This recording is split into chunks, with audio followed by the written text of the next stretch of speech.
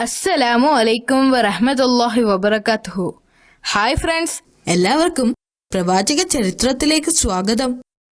ഇബ്രാഹിം നബി അലൈഹിസ്സലാം തന്റെ ഭാര്യയെയും കുഞ്ഞിനെയും മരുഭൂമിയിൽ ഉപേക്ഷിച്ചു പോയത് നാം കണ്ടു. അള്ളാഹുവിന്റെ കൽപ്പന പ്രകാരമായിരുന്നു അത്. ഇബ്രാഹിം നബി വളരെ അസ്വസ്ഥനായിരുന്നു. അദ്ദേഹം തന്റെ ഭാര്യയെയും മകനെയും കാണാൻ ഏറെ ആഗ്രഹിച്ചിരുന്നു. ഒരിക്കൽ അദ്ദേഹം അവരെ കാണാൻ പുറപ്പെട്ടു. ഏറെ നാൾ സഞ്ചരിച്ച് അദ്ദേഹം മർവയിലെത്തി. മർവയിലെ ജനവാസം കണ്ട് അദ്ദേഹം അത്ഭുതപ്പെട്ടു. അദ്ദേഹം അവിടെ നിന്ന് പോകുമ്പോൾ അവിടെ ഒരു ജീവജാലങ്ങളും ഒന്നുമില്ലായിരുന്നു. എല്ലാം അള്ളാഹുവിന്റെ തീരുമാനമാണ്. അദ്ദേഹം അള്ളാഹുവിനോട് നന്ദി പറഞ്ഞു. ഇബ്രാഹിം നബി എത്തുന്നതിനു മുൻപ് തന്നെ ഹാജറ ബീവി വഫാത്തായിരുന്നു. അദ്ദേഹത്തിന്റെ പുത്രൻ ഇസ്മായിൽ നബി അലൈഹിസ്സലാം ഇപ്പോഴും ജീവനോടെ ഉണ്ട് എന്ന് അറിഞ്ഞപ്പോൾ അദ്ദേഹത്തിന് വളരെയധികം സന്തോഷവും തോന്നി. തന്റെ പിതാവ് മടങ്ങി വന്നു എന്ന വിവരം ഇസ്മായിൽ നബി അറിഞ്ഞപ്പോൾ അദ്ദേഹം സന്തോഷത്തോടുകൂടി പിതാവിന്റെ അടുത്തേക്ക് ഓടി വന്നു. ഇബ്രാഹിം നബി മകനെ കണ്ടപ്പോൾ അൽഹംദുലില്ലാ എന്ന് പറയുകയും ചെയ്തു. അവർ ഇരുവർക്കും ഇത് വളരെ സന്തോഷമുണ്ടാക്കിയ സമയമായിരുന്നു. പക്ഷേ ഇത് അധിക നാൾ നീണ്ടു നിന്നില്ല. ഒരിക്കൽ അള്ളാഹു ഇബ്രാഹിം നബിയെ പരീക്ഷിക്കാൻ തീരുമാനിച്ചു. ഒരിക്കൽ ഇബ്രാഹിം നബി ഉറങ്ങുമ്പോൾ ഒരു സ്വപ്നം കണ്ടു.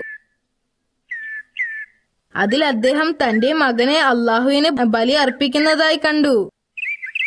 അദ്ദേഹം ഇത് കണ്ട് ഞെട്ടി എണീറ്റു. പക്ഷെ അതൊരു സ്വപ്നമായതിനാൽ അദ്ദേഹം കാര്യമാക്കിയിരുന്നില്ല. രണ്ടാമത്തെ ദിവസവും ഇത് തന്നെ ആവർത്തിച്ചപ്പോൾ അദ്ദേഹത്തിന് മനസ്സിലായി ഇത് അള്ളാഹു തനിക്ക് നൽകിയ നിർദ്ദേശമാണെന്ന്. ഇബ്രാഹിം നബി മകനെ വിളിച്ച് താൻ കണ്ട സ്വപ്നത്തെക്കുറിച്ച് പറഞ്ഞു.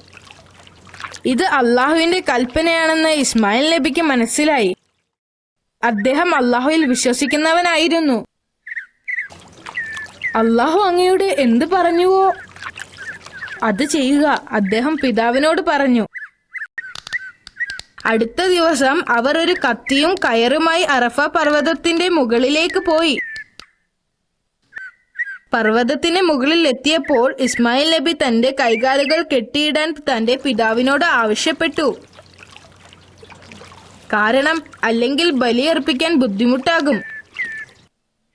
നബി തന്റെ കത്തി ഉയർത്തി. എന്നാൽ പെട്ടെന്ന് ആകാശത്തു നിന്നും ഒരു ശബ്ദം കേട്ടു. ആ ശബ്ദം അദ്ദേഹത്തോട് പറഞ്ഞു, ബലി നിർത്തുക, ഇതൊരു പരീക്ഷണമായിരുന്നു. ഇസ്മായിലിന് പകരം ഒരു ആടിനെ ബലി അർപ്പിക്കുക. ഇബ്രാഹിം നബിക്ക് വളരെയധികം സന്തോഷമായി.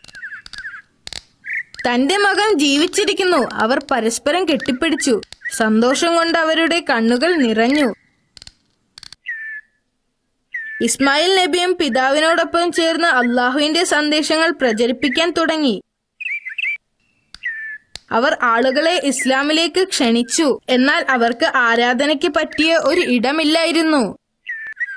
ഒരിക്കൽ ഇബ്രാഹിം നബി ഉറങ്ങുമ്പോൾ ഒരു സ്വപ്നം കണ്ടു. അള്ളാഹു അവരോട് പ്രാർത്ഥനയ്ക്ക് വേണ്ടി ഒരു ഭവനം നിർമ്മിക്കാൻ ആവശ്യപ്പെട്ടു. അള്ളാഹു കഅബ നിർമ്മിക്കാൻ കൽപ്പിച്ചിരിക്കുന്നു എന്ന് ഇബ്രാഹിം നബി മകനോട് പറഞ്ഞു. അള്ളാഹു പറഞ്ഞത് തന്നെ നമുക്ക് ചെയ്യാം എന്ന് അദ്ദേഹം മറുപടി നൽകി. അവർ കഅബ നിർമ്മിക്കാൻ തുടങ്ങി. ഇസ്മായിൽ നബി കല്ലുകൾ കൊണ്ടുവരികയും ഇബ്രാഹിം നബി ആ ഭവനം നിർമ്മിക്കുകയും ചെയ്തു. ചുമരിന് നീളം കൂടിയതിനാൽ ഇബ്രാഹിം നബിക്ക് മുകളിലേക്ക് എത്താൻ പ്രയാസമായിരുന്നു. അപ്പോൾ ഇസ്മായിൽ നബി വലിയ കല്ലുകൾ ഇബ്രാഹിം നബിക്ക് വേണ്ടി കൊണ്ടുവന്നു. ഇബ്രാഹിം നബി അതിൽ കയറി നിന്ന് തന്റെ ജോലി ചെയ്തു.